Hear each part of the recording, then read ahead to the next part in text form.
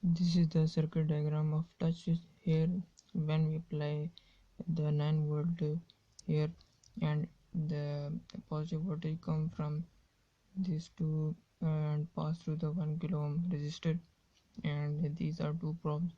When we touch here, the current start flowing from collector to emitter and come to the base of the next transistor. Again, when the voltage pass through the base of the transistor, it will turn on, and current start flowing from collector to emitter, but it is amplified, and the buzzer start glowing. So this is the mechanism of the touch switch. Now I am going to show you the implementation of the circuit on the breadboard.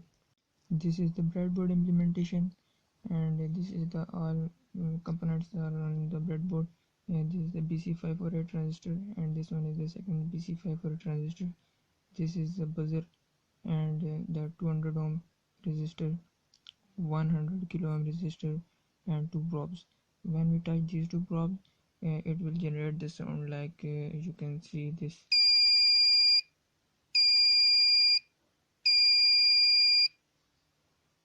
Thanks for watching.